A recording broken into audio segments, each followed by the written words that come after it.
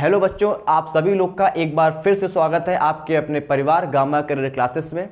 दोस्तों, आज हम लोग स्टार्ट करने जा रहे हैं, जैसा कि आप लोगों ने थंबनेल में पढ़ लिया होगा कि आज हम लोग इलेक्ट्रोस्टैटिक्स को स्टार्ट करने जा रहे हैं।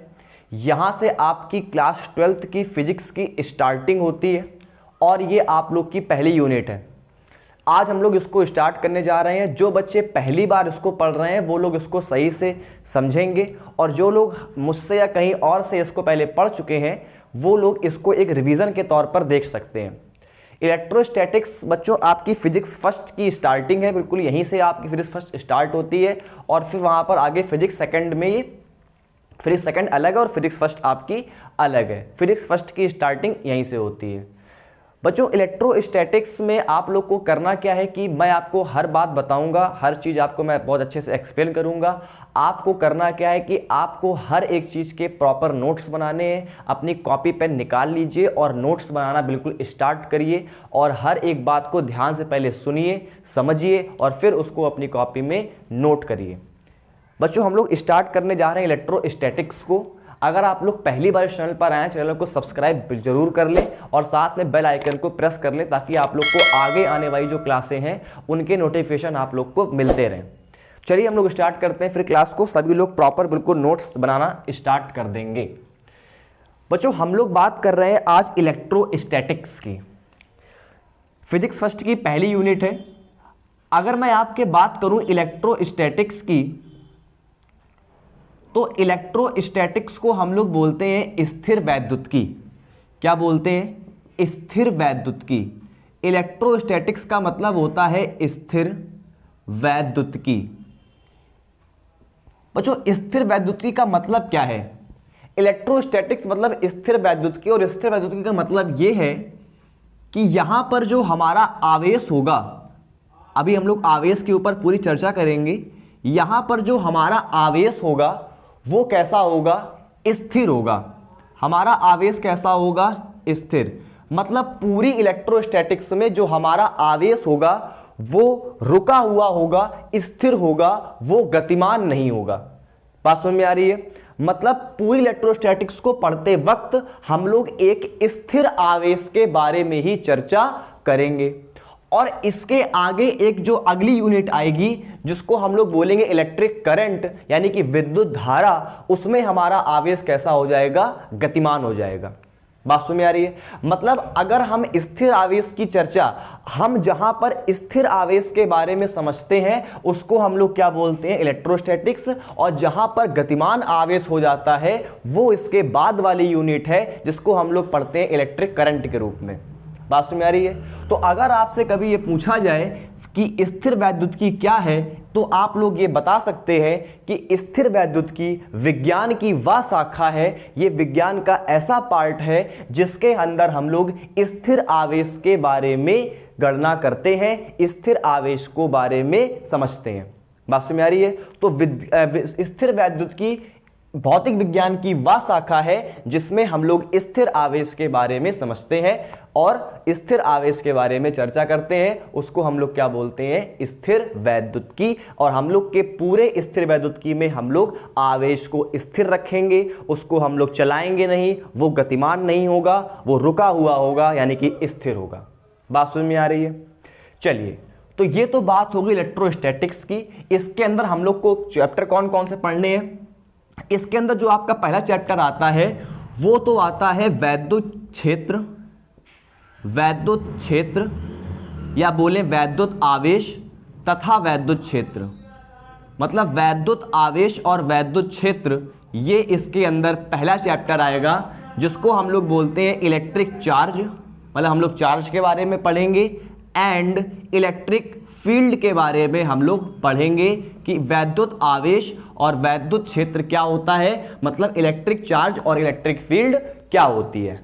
और हम लोग इसके अगले चैप्टर में हम लोग ये समझेंगे कि हमारा विभव क्या होता है, विभव के बारे में चर्चा करनी है। इसके बाद विभवांतर के बारे में चर्चा करनी है, और इसके बाद हम लोग को संधारित्र यानी कि धारिता के बारे में भी चर्चा करनी है। तो ये हम लोग के कुछ चैप्टर हैं इसके अंदर। पहले हम लोग किसको खत्म करेंगे, वैद्युत आवेश तथा वैद्युत क्षेत्र को। ये हमारा फर्स्ट चैप्टर होगा इस यूनिट का, और सेकंड चैप्टर हमारा होगा विभव, विभवांतर तथा संधारित्र की धारिता। ये हम लोग को बारे में इस टॉपिक में, इस यूनिट को हम लोग इतना सारा हम लोग को पढ़ना है। सबसे पहले आज जो हम लोग की चर्चा स्टार्ट होगी वो पहले चैप्टर से स्टार्ट होगी, यानी कि वैद्युत आवेश तथा वैद्युत क्षेत्र। और इस चैप्टर के अंदर भी सबसे पहले हमको समझना है कि आवेश क्या होता है, जो कि आज की क्लास का टॉपिक है कि आवेश के बारे में हम लोग को हर छोटी से छोटी बात को समझना है और आपको उसको नोट भी करना है। चलिए तो स्टार्ट करते हैं आज के डिस्कशन को। वैद्युत आवेश के बारे में समझने का प्रयास करते हैं। तो सभी लोग अपनी कॉपी में यूनिट डालिए इलेक्ट्रोस्टैटिक्स, स्थिर वैद्युत की। इसकी मैंने आपको परिभाषा बता दी कि भौतिक विज्ञान की वह शाखा जिसके अंदर स्थिर आवेश के बारे में गणना की जाती है, स्थिर आवेश के बारे में समझा जाता है, उसको हम लोग क्या बोलते हैं, स्थिर वैद्युत की। और उसके अंदर आप लोग फर्स्ट चैप्टर डालेंगे वैद्युत आवेश तथा वैद्युत क्षेत्र, electric charge and electric field. चलिए स्टार्ट करते हैं इस चैप्टर को और चैप्टर के अंदर के बारे में समझने का प्रयास करते हैं। तो बच्चों अब हम लोग को समझना है कि पहला चैप्टर हमारा क्या है, वैद्युत आवेश तथा वैद्युत क्षेत्र। ये हमारा चैप्टर नंबर 1 है, इलेक्ट्रोस्टैटिक्स का चैप्टर 1, वैद्युत आवेश तथा वैद्युत क्षेत्र। और इसके अंदर सबसे पहले हम लोग को समझना पड़ेगा कि आवेश क्या होता है। आवेश क्या होता है, सबसे पहले हमें इसके ऊपर डिस्कशन करना होगा, क्योंकि यही इस चैप्टर का क्या है, बेस है। आवेश यानी कि चार्ज क्या होता है, हमें इसको समझने का प्रयास करना है। बच्चों चार्ज के बारे में हम लोग समझने के लिए एक आपको बात समझनी होगी। बच्चों जो चार्ज है, जो हमारा आवेश है, वो किसी वस्तु का क्या है, गुणधर्म है। क्या है, गुणधर्म, या ये कह सकते हैं कि वो किसी वस्तु का मूलभूत गुण है। क्या कह सकते हैं, किसी वस्तु का मूलभूत गुण है, यानी कि फंडामेंटल प्रॉपर्टी है। क्या है, मूलभूत गुण है। आवेश किसी वस्तु का क्या है बच्चों, मूलभूत गुण है, यानी कि फंडामेंटल प्रॉपर्टी है। अब ये फंडामेंटल प्रॉपर्टी यानी कि मूलभूत गुण होता क्या है, इसको हम लोग समझते हैं। बच्चों मान लीजिए जैसे हमारे पास कोई भी वस्तु है, तो हम जानते हैं कि उसके पास द्रव्यमान तो होगा ही होगा। अगर इस ब्रह्मांड में कोई भी वस्तु है तो उसके पास द्रव्यमान तो 100% होगा। बिना द्रव्यमान के कोई वस्तु का अस्तित्व संभव ही नहीं है। मतलब द्रव्यमान क्या हो गया, उस वस्तु का एक मूलभूत गुण हो गया। मूलभूत गुण का मतलब यह होता है कि यह चीज उस वस्तु में होगी ही होगी। मतलब इस पर हम क्वेश्चन नहीं उठा सकते हैं कि ये इस वस्तु में क्यों है। बात समझ में आ रही है? तो मूलभूत गुण वो होता है जिसके ऊपर हम लोग ये नहीं कह सकते हैं कि ये चीज इसमें क्यों है। आपने कभी भी किसी को ये कहते हुए नहीं सुना होगा कि इस वस्तु में द्रव्यमान क्यों है, क्योंकि अगर ये वस्तु है तो द्रव्यमान तो होगा ही होगा। ये तो कंपलसरी है, क्योंकि बिना द्रव्यमान के कोई वस्तु ही नहीं हो सकती है। बात समझ में आ रही है? तो द्रव्यमान क्या हो गया, किसी वस्तु का मूलभूत गुण हो गया। उसी प्रकार आवेश भी होता है किसी वस्तु का मूलभूत गुण। जैसे बच्चों द्रव्यमान की सहायता से हम लोग क्या करते हैं, द्रव्यमान हमें किस चीज में मदद करता है। बच्चों आप लोग ने एक बल सुना होगा जिसको हम लोग बोलते हैं गुरुत्वाकर्षण बल। क्या बोलते हैं, गुरुत्वाकर्षण बल। अगर वस्तु में द्रव्यमान है तभी वो गुरुत्वाकर्षण बल को लगा सकती है या फिर उसका अनुभव कर सकती है। अगर किसी वस्तु में द्रव्यमान है तभी वो गुरुत्वाकर्षण बल को लगा सकती है और या फिर उसका अनुभव कर सकती है। ये मारकर गुरुत्वाकर्षण बल का अनुभव क्यों कर पाता है, क्योंकि इस पर क्या है, द्रव्यमान है। हम गुरुत्वाकर्षण बल का अनुभव क्यों कर पाते हैं, क्योंकि हमारे पास क्या है, द्रव्यमान है।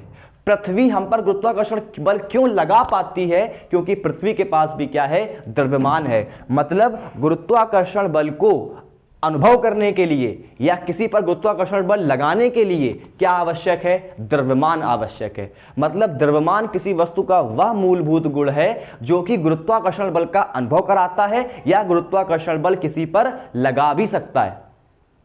बात समझ में आ रही है? तो जिस प्रकार द्रव्यमान गुरुत्वाकर्षण बल का अनुभव कराता है या किसी पर लगाता है गुरुत्वाकर्षण बल, उसी प्रकार आवेश भी क्या करता है बच्चों, अगर किसी वस्तु में आवेश है तभी वो वस्तु वैद्युत क्षेत्र तथा चुंबकीय क्षेत्र मतलब वही चुंबक वाला चुंबकीय क्षेत्र का अनुभव भी कर सकती है, चुंबकीय क्षेत्र का अनुभव भी कर सकती है और किसी वस्तु पर यह क्षेत्र लगा भी सकती है और किसी वस्तु पर यह क्षेत्र बना भी सकती है। मतलब चुंबकीय क्षेत्र का अनुभव भी करेगी और चुंबकीय क्षेत्र बनाएगी। बात समझ में आ रही है? तो जिस प्रकार द्रव्यमान हमें मदद करता है गुरुत्वाकर्षण बल को लगाने में या गुरुत्वाकर्षण बल का अनुभव करने में, उसी प्रकार जो हमारा आवेश है वो वैद्युत क्षेत्र और चुंबकीय क्षेत्र को अनुभव कराता है। बिना आवेश के हम वैद्युत क्षेत्र और चुंबकीय क्षेत्र का अनुभव नहीं कर सकते। बात समझ आ रही है? तो आवेश की एक परिभाषा यहां से यह बनती है कि आवेश किसी वस्तु का वह मूलभूत गुण है जिसकी सहायता से या जिसके माध्यम से हम वैद्युत क्षेत्र और चुंबकीय क्षेत्र का अनुभव करते हैं। वैद्युत क्षेत्र और चुंबकीय क्षेत्र का अनुभव करते हैं। बिना आवेश के वैद्युत क्षेत्र और चुंबकीय क्षेत्र का अनुभव करना असंभव है। बिना आवेश के वैद्युत क्षेत्र और चुंबकीय क्षेत्र का अनुभव हम नहीं कर सकते हैं और ना ही उसको उत्पन्न कर सकते हैं। वैद्युत क्षेत्र और चुंबकीय क्षेत्र को उत्पन्न करने के लिए भी आवेश की आवश्यकता पड़ेगी और वैद्युत क्षेत्र और चुंबकीय क्षेत्र को अनुभव करने के लिए भी आवेश की आवश्यकता पड़ेगी। बात समझ में आ रही है? तो बच्चों अपनी कॉपी में लिखो और कमेंट में भी लिखो कि आवेश किसी वस्तु का ऐसा मूलभूत गुण है जो कि विद्युत क्षेत्र और चुंबकीय क्षेत्र को उत्पन्न करता है या फिर उसका अनुभव कराता है, उसको हम लोग क्या बोलते हैं? आवेश। फिर से मेरी बात सुनो, आवेश किसी वस्तु का वह मूलभूत गुण है जो कि किसी वस्तु में वैद्युत क्षेत्र और चुंबकीय क्षेत्र को अनुभव कराता है या फिर उसको उत्पन्न भी करता है। उसे हम लोग क्या बोलते हैं? आवेश बोलते हैं, यानी कि चार्ज बोलते हैं। आपको बात समझ में आ रही है? तो ये हो गई आवेश की परिभाषा। जिस प्रकार द्रव्यमान हमें किसमें मदद करता है? गुरुत्वाकर्षण बल को उत्पन्न करने में और अनुभव करने में। उसी प्रकार आवेश भी जो होता है वो विद्युत क्षेत्र और चुंबकीय क्षेत्र को उत्पन्न करने में और उसका अनुभव कराने में हमारी क्या करता है? मदद करता है। बात समझ में आ रही है? तो सभी लोग अपनी कॉपी परिभाषा लिख लेंगे। फिर से मैं एक बार बोल देता हूं, आवेश किसी भी वस्तु का वह मूलभूत गुण है जो वैद्युत क्षेत्र और चुंबकीय क्षेत्र को उत्पन्न करता है या फिर उसका अनुभव भी कराता है। बात समझ में आ रही है? तो अब हम लोग डिस्कशन को आगे बढ़ाते हैं। आवेश के बारे में हम लोग को यह समझ में आ चुका है कि आवेश क्या होता है। अब बच्चों आप लोग एक बात और ध्यान रखेंगे कि आवेश की जो संकल्पना है, हमें उसको समझना है कि आवेश की संकल्पना क्या होती है। चलिए हम लोग स्टार्ट करते हैं आवेश की संकल्पना को। तो अगर हम लोग बात करते हैं आवेश की संकल्पना की, आवेश की संकल्पना, हेडिंग लगाइए अपनी कॉपी में, आवेश की संकल्पना, यानी कि concept of charge. Concept of charge, आवेश की संकल्पना यानी कि कॉन्सेप्ट ऑफ चार्ज काफी इंपॉर्टेंट है, आप लोग को ध्यान देना पड़ेगा। बच्चों एक बात जरा समझना, जैसे हमारा जो आवेश होता है, हमारा जो आवेश होता है वो दो प्रकार से होता है। किस प्रकार से? दो प्रकार से। पहला कौन सा आवेश होता है? धनावेश। पहला आवेश कौन सा होता है? धनावेश, जिसको हम लोग क्या बोलते हैं? Positive charge. और दूसरा आवेश क्या होता है? ऋणावेश, जिसको हम लोग क्या बोलते हैं? Negative charge. क्या बोलते हैं? Negative charge. तो हमारा पहला आवेश क्या होगा? धनावेश। आवेश दो प्रकार के होते हैं, कौन कौन से? धनावेश और ऋणावेश, यानी कि पॉजिटिव चार्ज और निगेटिव चार्ज। तो आवेश की जो संकल्पना होती है वो क्या होती है, आप लोग ध्यान से समझने का प्रयास करना। जैसे मान लो मैं आपसे बात करता हूं Na की। किसकी बात करता हूं? Na की, यानी कि सोडियम की। तो आप सभी लोग जानते हैं कि सोडियम में का जो परमाणु क्रमांक होता है, जो उसका एटॉमिक नंबर होता है, वो होता है 11 यानी कि 11। यानी कि हम ये बोल सकते हैं कि सोडियम के पास प्रोटॉन भी कितने हैं, 11, और इलेक्ट्रॉन भी कितने हैं, 11। 11 प्रोटॉन है और 11 इलेक्ट्रॉन है। प्रोटॉन पर चार्ज कौन सा होता है, धनावेश, और इलेक्ट्रॉन पर कौन सा चार्ज होता है, ऋणावेश। मतलब इस वाले सोडियम पर जितना धनावेश है उतना ही क्या है, ऋणावेश है। इसलिए हम यहाँ पर सोडियम के ऊपर कोई भी चार्ज नहीं दिखा रहे हैं। और इसका जो एटॉमिक नंबर होता है वो 11 होता है, यानी कि इसका जो इलेक्ट्रॉनिक विन्यास होता है वो होता है 2,8,1। 2,8,1 क्या होता है, इसका इलेक्ट्रॉनिक विन्यास होता है। और इलेक्ट्रॉनिक विन्यास 2,8,1 है। और इस सोडियम को अपना अष्टक पूरा करने के लिए वो क्या करना चाहेगा, या तो वो 7 इलेक्ट्रॉन ग्रहण कर ले, क्योंकि उसके बाहरी कोष बाह्यतम कोष में 1 इलेक्ट्रॉन है, तो या तो वो 7 इलेक्ट्रॉन ग्रहण कर ले तब उसका अष्टक पूरा हो जाएगा, या तो वो इस 1 इलेक्ट्रॉन को त्याग दे, 1 इलेक्ट्रॉन का दान कर दे, तब भी उसका अष्टक क्या हो जाएगा, पूरा हो जाएगा। तो दोनों में आसान क्या है, 7 इलेक्ट्रॉनों को ग्रहण करना कि 1 इलेक्ट्रॉन को त्याग देना। तो आसान है बच्चों उसके लिए 1 इलेक्ट्रॉन को त्याग देना। और ये Na क्या करता है, 1 इलेक्ट्रॉन को त्याग देता है, 1 इलेक्ट्रॉन को बाहर निकाल देता है, और अब ये बन जाता है Na। क्योंकि इसने 1 इलेक्ट्रॉन का दान कर दिया है, 1 इलेक्ट्रॉन को त्याग दिया है, इसलिए इस पर अब कितने इलेक्ट्रॉन बचेंगे, अब इसके पास इलेक्ट्रॉन कितने बचेंगे, 10। अब इसके पास कितने इलेक्ट्रॉन बचेंगे, 10। लेकिन प्रोटॉन कितने बचेंगे, प्रोटॉन बचेंगे अभी भी 11, क्योंकि इसने प्रोटॉनों का दान नहीं किया है, इसने दान केवल किसका किया है, इलेक्ट्रॉनों का। और कितने इलेक्ट्रॉनों का, सिर्फ 1 इलेक्ट्रॉन का दान किया है। इसके मतलब इसके पास इलेक्ट्रॉन कितने बचेंगे, 10, और प्रोटॉन कितने बचेंगे, 11, जो कि पहले भी हमारे पास 11 ही थे।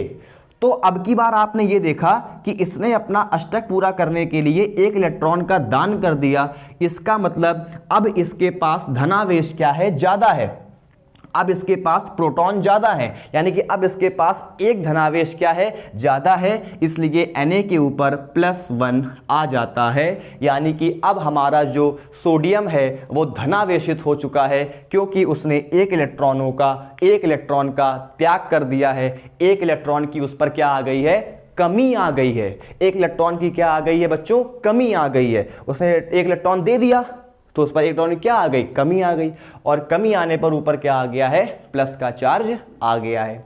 वहीं अगर हम मान लो बात करते हैं Cl की, किसकी बात करते हैं, क्लोरीन की बात करते हैं। अगर मान लो बच्चों हम क्लोरीन की बात करें, इसको आप लोग अपनी कॉपी में नोट कर लेना। अगर हम लोग क्लोरीन की बात करें तो क्लोरीन की बात करने पर क्या मिलता है हमको बच्चों, क्लोरीन में क्या होता है, क्लोरीन का जो एटॉमिक नंबर होता है वो होता है 17। कितना होता है, 17। और इसका इलेक्ट्रॉनिक विन्यास क्या हो जाएगा, 2,8,7। ये क्या हो जाएगा, इलेक्ट्रॉनिक विन्यास। ठीक है, तो क्लोरीन का परमाणु क्रमांक कितना होता है, 17, और इसका विन्यास कितना हो जाएगा, 2,8,7। 17 का मतलब ये हो गया कि क्लोरीन के पास प्रोटॉन भी कितने हैं, 17, और इलेक्ट्रॉन भी कितने हैं, 17। मतलब क्लोरीन के पास 17 प्रोटॉन है और 17 ही क्या है, इलेक्ट्रॉन है। अब क्लोरीन को अपना अष्टक पूरा करने के लिए क्या चाहिए, या तो अब उसके पास 7 इलेक्ट्रॉन है और उसको अपना अष्टक पूरा करना है, तो या तो वो 1 इलेक्ट्रॉन ग्रहण कर ले तब उसका अष्टक पूरा हो जाएगा, या तो वो 7 इलेक्ट्रॉनों का दान कर दे। फिर से मेरी बात सुनो, या तो वो 7 इलेक्ट्रॉनों का दान कर दे तब उसका अष्टक पूरा होगा, या तो वो 1 इलेक्ट्रॉन ग्रहण कर ले तो उसका अष्टक क्या हो जाएगा, पूरा हो जाएगा। तो अब उसके पास, आप लोग समझदार हैं, उसके लिए आसान बात क्या होगी, वो 7 इलेक्ट्रॉनों को दान नहीं करेगा, वो 1 इलेक्ट्रॉन को ग्रहण कर लेगा, जिससे उसका अष्टक क्या हो जाएगा, पूरा हो जाएगा। और अगर उसने 1 इलेक्ट्रॉन को ग्रहण कर लिया, यानी हमने प्लस का 1 इलेक्ट्रॉन उसको दे दिया, तो अब की बार इसके ऊपर क्या आ जाएगा, इसके पास प्रोटॉन कितने बचेंगे, इसके पास प्रोटॉन अभी भी कितने रहेंगे? 17, क्योंकि प्रोटॉनों का कोई भी आदान प्रदान नहीं हुआ है। आदान प्रदान केवल किसका हो रहा है? इलेक्ट्रॉनों का हो रहा है। इलेक्ट्रॉन पहले इसके पास कितने थे? 17, लेकिन इसने एक इलेक्ट्रॉन ग्रहण कर लिया है, इसलिए अब इसके पास कितने इलेक्ट्रॉन हो जाएंगे? 18 इलेक्ट्रॉन इसके पास हो जाएंगे। और हम ये देखेंगे कि जब पहले 17 प्रोटॉन थे और 17 इलेक्ट्रॉन थे तो जितना धनावेश था उतना ही ऋणावेश था, इसलिए टोटल धनावेश टोटल ऋणावेश को कैंसिल कर देता है और क्लोरीन पर कोई भी आवेश नहीं होता है। लेकिन जैसे ही इसने एक इलेक्ट्रॉन को ग्रहण किया तो इसके पास प्रोटॉन कितने हैं? 17, लेकिन इलेक्ट्रॉन कितने हैं? 18। इसके पास एक इलेक्ट्रॉन की अधिकता हो चुकी है, एक इलेक्ट्रॉन की वृद्धि हो चुकी है, इसलिए क्लोरीन पर कौन सा चार्ज आ जाएगा? माइनस का चार्ज आ जाएगा, क्योंकि क्लोरीन के पास ऋणावेश अधिकता में है और धनावेश की कमी है। बात समझ में आ रही है? मतलब हमने ये सीखा कि अगर किसी वस्तु में, हम यहां पर देख सकते हैं, हमने ये सीखा कि अगर किसी वस्तु में इलेक्ट्रॉनों की क्या होगी? अधिकता होगी। अगर किसी वस्तु में इलेक्ट्रॉनों की क्या होगी? अधिकता होगी। अगर किसी वस्तु में इलेक्ट्रॉनों की अधिकता हो जाएगी तो उस वस्तु पर कौन सा चार्ज आ जाएगा? माइनस का चार्ज आ जाएगा। मतलब उस वस्तु पर ऋणावेश आ जाएगा। उस वस्तु पर क्या आ जाएगा? ऋणावेश आ जाएगा। अगर किसी वस्तु पर इलेक्ट्रॉनों की अधिकता हो जाएगी, इलेक्ट्रॉनों की वृद्धि हो जाएगी, तो हम लोग क्या बोलेंगे? उस वस्तु पर कौन सा चार्ज आ गया है? ऋणावेश आ गया है। और अगर किसी वस्तु पर इलेक्ट्रॉनों की कमी हो जाती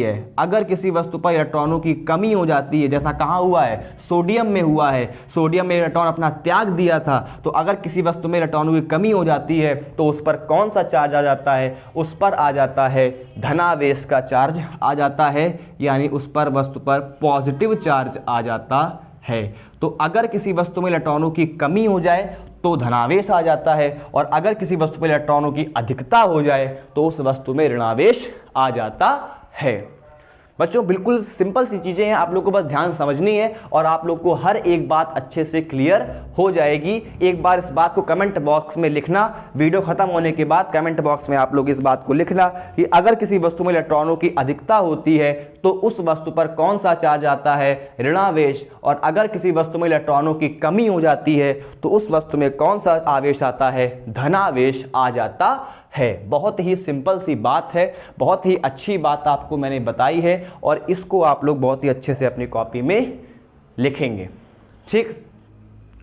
अब बच्चों इलेक्ट्रॉनों की संकल्पना पे हमें एक बात बहुत ध्यान समझनी है, हमें एक बात पर गौर करना है और उस बात को आप लोग बहुत ध्यान से समझो। बच्चों इलेक्ट्रॉनों की संकल्पना पे हमको एक बात ये समझ में आ रही है, इलेक्ट्रॉनों की संकल्पना पे हमको ये एक बात ये समझ में आ रही है, और वो बात क्या है कि चाहे किसी वस्तु पर धनावेश आ जाए जैसा कि Na+ में आया, और चाहे किसी वस्तु में ऋणावेश आए, दोनों के लिए जिम्मेदार कौन है? दोनों के लिए जिम्मेदार केवल हमारा कौन है? इलेक्ट्रॉन। क्योंकि इलेक्ट्रॉन चला जाएगा तो धनावेश आ जाएगा, इलेक्ट्रॉन आ जाएगा तो ऋणावेश आ जाएगा, इलेक्ट्रॉन चला जाएगा तो धनावेश आ जाएगा, इलेक्ट्रॉन आ जाएगा तो ऋणावेश आ जाएगा। मतलब चाहे किसी वस्तु पर धनावेश आए और चाहे किसी वस्तु पर ऋणावेश आए, इन दोनों ही घटनाओं के लिए जिम्मेदार कौन है? इलेक्ट्रॉन। मतलब आपसे पेपर में क्वेश्चन पूछा जाता है कि आवेश की संकल्पना किसके आधार पर दी जाती है, तो आप लोग लिखेंगे कि इसका आंसर कि आवेश की संकल्पना इलेक्ट्रॉन के आधार पर दी जाती है, क्योंकि इलेक्ट्रॉनों का निकलना होता है और इलेक्ट्रॉनों का ही वापस आना होता है। तो आवेश की जो संकल्पना दी जाती है वो इलेक्ट्रॉन के आधार पर दी जाती है। आवेश की संकल्पना इलेक्ट्रॉन के आधार पर दी जाती है। आवेश की संकल्पना इलेक्ट्रॉन के आधार पर दी जाती है। बात समझ में आ रही है? तो आप लोग इस बात को भी अपनी कॉपी में लिखेंगे, क्वेश्चन बना लेंगे कि आवेश की संकल्पना किसके आधार पर दी जाती है, तो आप लोग को ये बताना होगा कि आवेश की संकल्पना इलेक्ट्रॉन के आधार पर दी जाती है। अब आपसे यहां पर एक क्वेश्चन वो ये भी लगा सकता है कि इलेक्ट्रॉनों की संकल्पना प्रोटॉन के आधार पर क्यों नहीं दी जाती है? बहुत ही अच्छा क्वेश्चन है, बहुत ही शानदार क्वेश्चन है, इसको आप सभी लोग लिखेंगे और इसको मैं इस वाले बॉक्स के अंदर बता रहा हूं, आप लोग अपनी बात कॉपी में लिखेंगे कि अब बच्चों क्वेश्चन क्या है। पहले क्वेश्चन ध्यान सुनो, क्वेश्चन क्या है। क्वेश्चन ये है कि इलेक्ट्रॉनों की संकल्पना, हमने ये तो समझ लिया कि इलेक्ट्रॉनों की संकल्पना किसके आधार पर दी जाती है,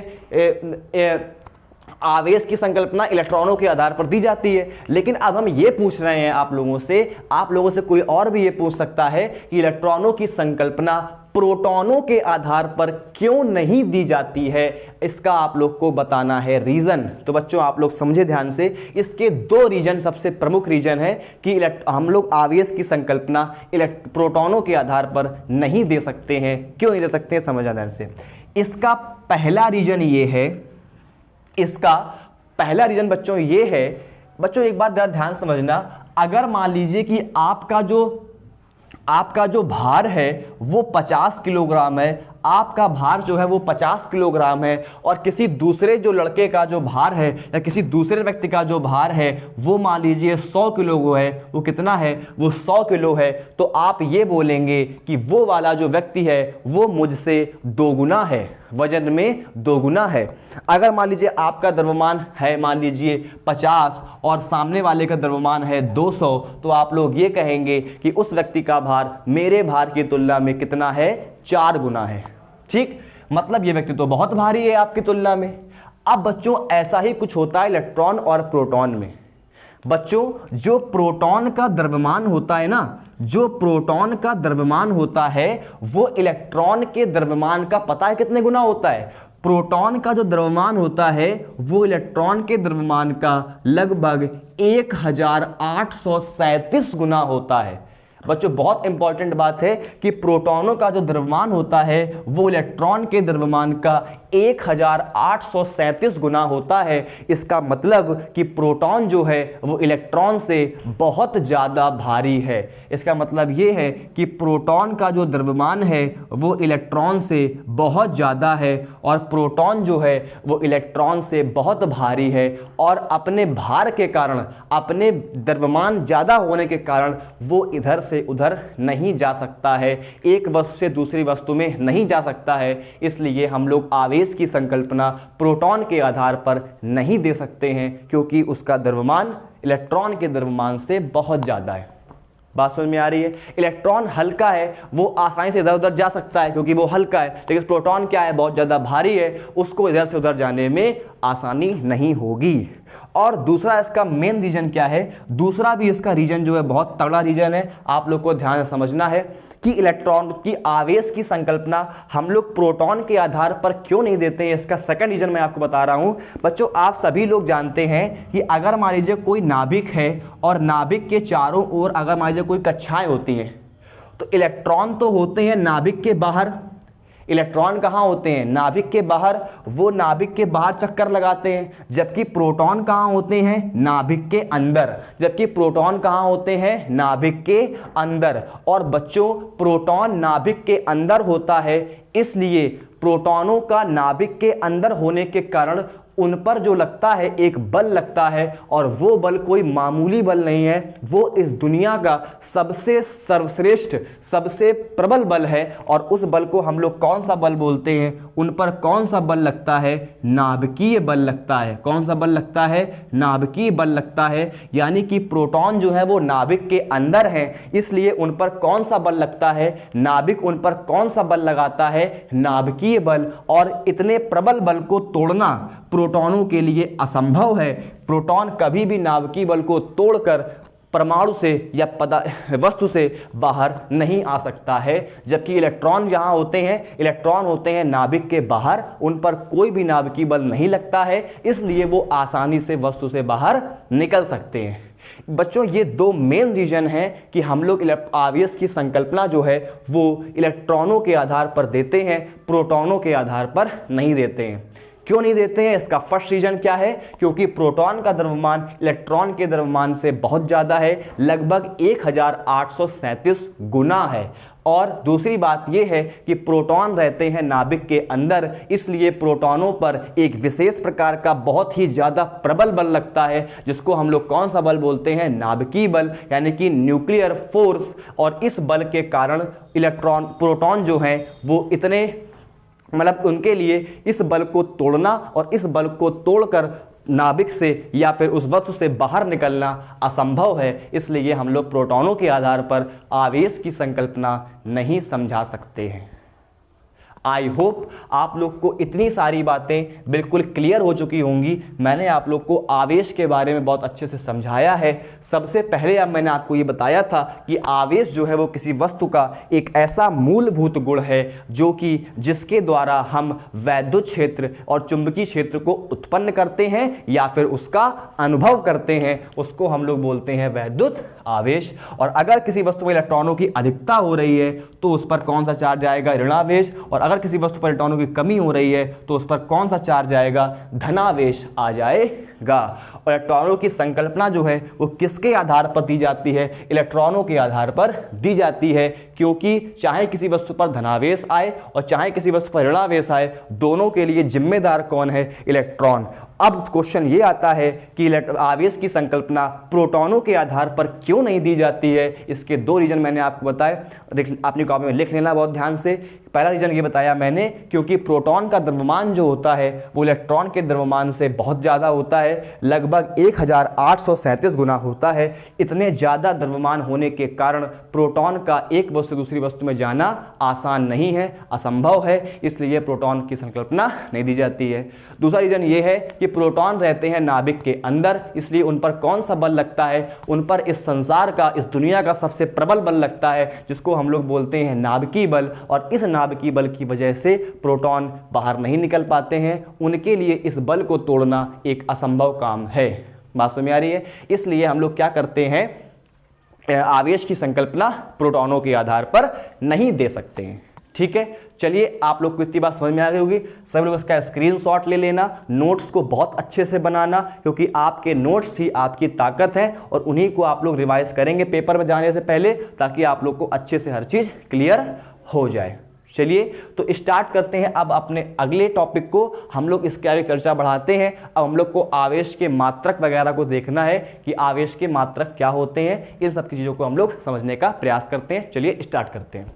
तो बच्चों, अभी हम लोगों ने बहुत कुछ समझ लिया है कि आवेश की परिभाषा क्या है, संकल्पना क्या है, और हम लोग इन सब चीज़ों को समझ चुके हैं। अब हम लोग चर्चा को आगे बढ़ाते हैं। बच्चों, आवेश को हम लोग प्रदर्शित किससे करते हैं? इसका जो फर्स्ट पॉइंट है, हम लोग आवेश को प्रदर्शित किससे करते हैं? हम लोग आवेश को प्रदर्शित करते हैं स्मॉल क्यू, या फिर कहीं कहीं पर इसको कैपिटल क्यू से भी प्रदर्शित किया जाता है। तो हम लोग आवेश को स्मॉल क्यू या कैपिटल क्यू से क्या करते हैं? प्रदर्शित करते हैं। अगर आपको कहीं पर भी स्मॉल क्यू कैपिटल क्यू लिखा मिले तो आप लोग क्या समझेंगे कि वो क्या है? आवेश के बारे में बता रहा है।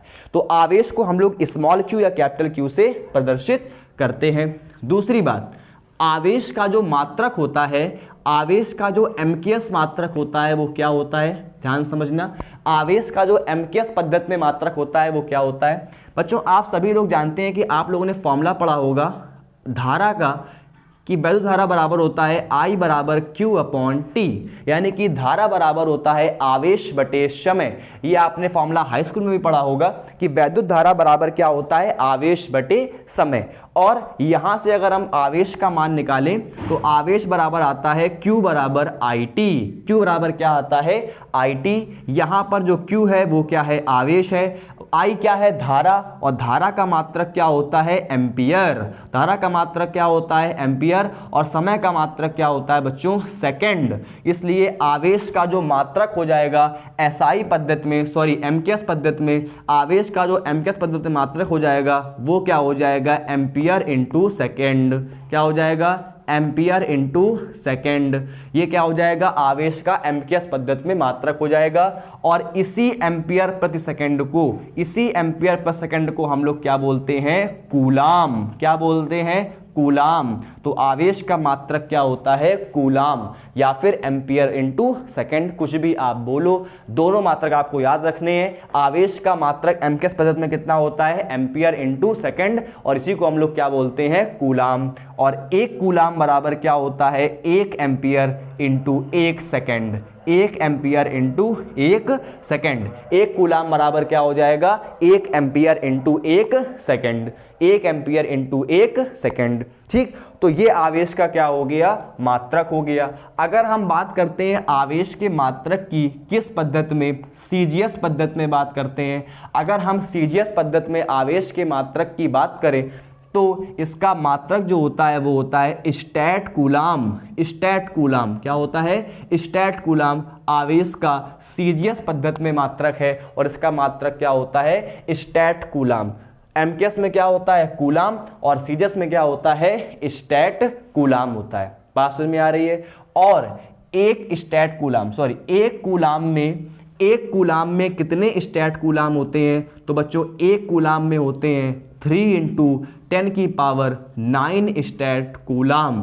तो आप लोग को यह भी याद रखना है कि एक कूलाम में कितने स्टैट कूलाम होते हैं, तो एक कूलाम में बच्चों 3 इंटू 10 की पावर 9 स्टैट कूलाम होता है।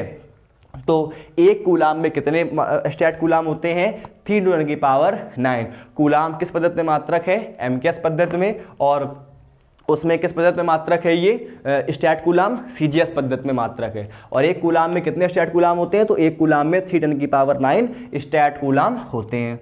अब बच्चों हम लोग कुछ और बात करते हैं कि आवेश का जो सबसे बड़ा मात्रक होता है, आवेश का सबसे बड़ा मात्रक कौन सा होता है, तो आवेश का सबसे बड़ा मात्रक होता है बच्चों कौन सा, फैराडे। क्या होता है, फैराडे। आवेश सबसे बड़ा मात्रक क्या होता है, फैराडे। फैराडे जो है बच्चों वो आवेश का सबसे बड़ा मात्रक है। कौन सा, फैराडे। तो फैराडे जो है वो आवेश का सबसे बड़ा मात्रक है। और एक फैराडे में कितने कूलाम होते हैं, तो एक फैराडे में 96,500 कूलाम होते हैं। एक फैराडे में कितने कूलाम होते हैं, तो एक फैराडे में 96,500 कूलाम होते हैं। तो आप लोग को याद रखना है कि फैराडे जो है वो आवेश का सबसे बड़ा मात्रक है और एक फैराडे में 96,500 कूलाम होते हैं। बच्चों इसके कुछ अन्य मात्रक भी होते हैं, वो आप लोग को याद रखने हैं। जैसे पहला मात्रक होता है इसका माइक्रो कूलाम। पहला मात्रक इसका क्या होता है, माइक्रो कूलाम। ये सारी वैल्यू आपको न्यूमेरिकल में काम आएंगी चेंज करने में। पहला मात्रक क्या होता है इसका, माइक्रो कूलाम, जिसको हम लोग क्या लिखते हैं इस तरह से, माइक्रो कूलाम। दूसरा क्या हो गया, नैनो कूलाम। क्या बोलते हैं, नैनो कूलाम। ये भी इसका एक मात्रक है। इस सब छोटे छोटे मात्रक है, इनको हम लोग को समझना पड़ेगा ताकि हम लोग न्यूमेरिकल में अच्छे से कर पाएँ। तो नैनो कूलाम ये दूसरा मात्रक है। और इसका एक मात्रक और आता है, वो होता है पिको कूलाम। क्या है, पिको कूलाम।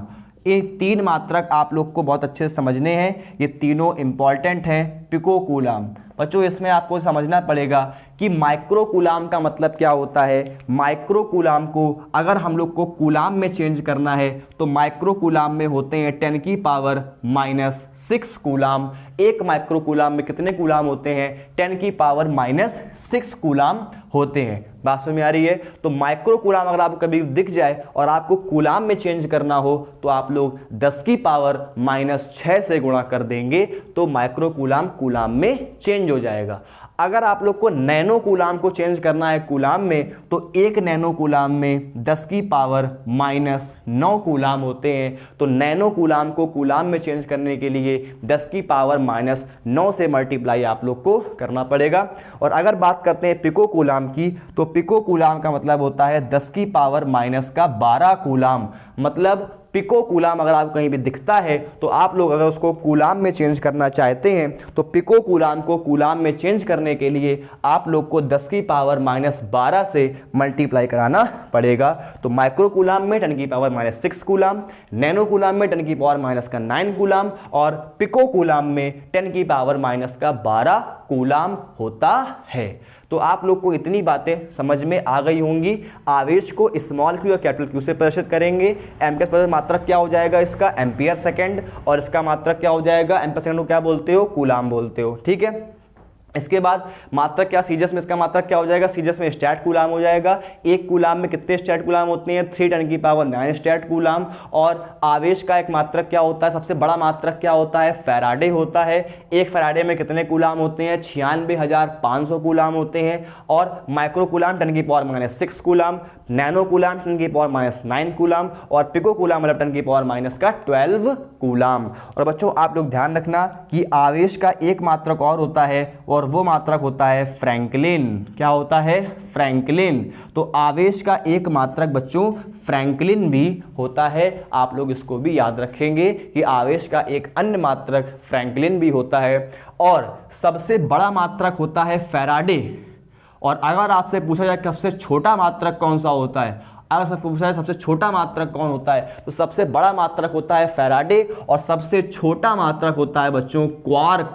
क्या होता है, क्वार्क। तो जो क्वार्क है वो सबसे छोटा मात्रक है। आवेश का सबसे छोटा मात्रक कौन सा होता है, क्वार्क होता है। तो आवेश का सबसे बड़ा मात्रक क्या होता है, 96,500 कूलाम यानी कि फैराडे। और आवेश का सबसे छोटा मात्रक क्या होता है बच्चों, क्वार्क होता है। तो बच्चों आज की क्लास का आप लोग को हर एक टॉपिक अच्छे से समझ में आ गया होगा। आज हम लोग ने आवेश का पूरा पोस्टमार्टम कर दिया है और आवेश को बहुत अच्छे से समझ लिया है कि हमें आवेश में क्या क्या बातें समझनी चाहिए। अब हम लोग अपनी इसी के आगे टॉपिक को स्टार्ट करेंगे नेक्स्ट क्लास में।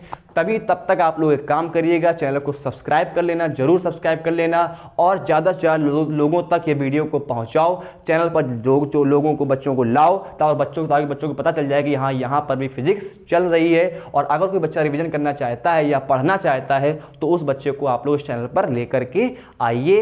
एक टीचर की जो ताकत होती है बच्चों, वो उसके बच्चे ही होते हैं, वो उसके स्टूडेंट होते हैं, वो उसके छात्र होते हैं, जिनसे वो जो उनकी क्या होती है, ताकत होती है। इसलिए बच्चों आप ही हम लोग की ताकत है। इसलिए मैं आप लोगों से चाहूँगा कि आप लोग ज़्यादा से ज़्यादा बच्चों को इस चैनल पर जोड़ें, ताकि ये चैनल भी आप लोग को और ज़्यादा सुविधाएं प्रदान कर पाए, आप लोग को और अच्छे से पढ़ा पाए। इसलिए आप लोग बच्चों को जोड़ेंगे।